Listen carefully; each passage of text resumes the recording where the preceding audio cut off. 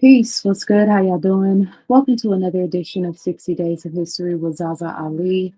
Today is day 8, and we will be featuring Queen Tetisheri. This passage comes from chapter 5 of Ancient People, a Social Studies and History textbook. This chapter features Pharaoh Hatshepsut and the 18th dynasty. Our chapter begins with Kemet being destabilized during the 16th and 17th centuries due to ongoing war with the Hyksos. They remained in control until Queen Tetisheri led a revolution against them, they being the Hyksos, during the 17th dynasty.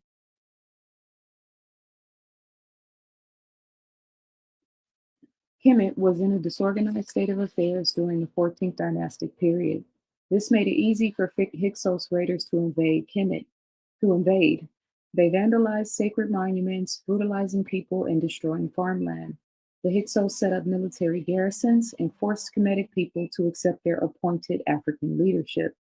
The Hyksos built few monuments on which to record their history, so only a few facts are known about them. Egyptologists report that they introduced horse-drawn chariots, which aided in their ability to subdue and dominate their enemies. The Hyksos were overthrown during the 17th dynasty by revolutionaries led by the Kemetic royal family. The great royal wife, Queen Tetisheri, was one of the first revolutionaries to formulate plans against the Hyksos from the Kemetic base of Waset. She is mostly known to us through royal records made generations after her death. A commoner by birth, she was the daughter of the Honorable Senna and Lady Neferu. The noted Egyptologist Wenlock wrote of Tetisheri. Tetisheri must be looked upon in every way as a predecessor of that remarkable line of 18th dynasty queens whose rights and prerogatives were so high that they were virtual rulers of the country. Presumably, the family strain was purest, and it was through them that the inheritance passed. Most of them survived their husbands and in widowhood held enhanced influence. Tetisheri is not only the earliest of this line whose name has survived, she must have actually headed it, for she was by birth a commoner. Lowly as her origins may have been, however, she was the ancestor of a line of famous women in Egyptian history: Ahhotep I, Ahmose-Nefertari, Ahhotep II, Ahmose, and finally Hatshepsut. With those ambitions, the female line of the royal family reached its climax and suffered its eclipse.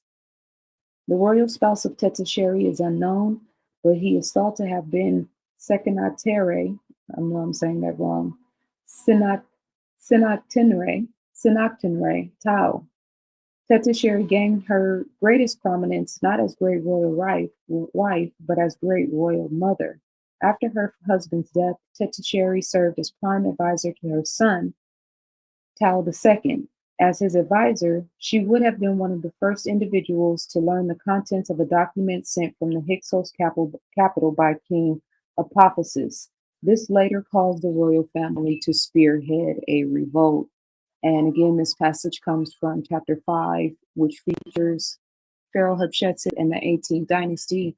Ancient People is a social studies and history textbook by ZaZa Ali. It is a full-color, 349-page historical expose focused on ancient civilizations around the world. Available in paperback and hardcover, this book places emphasis on vocabulary, spelling, critical thinking, and more. There are more than 450 photos included in the book as well.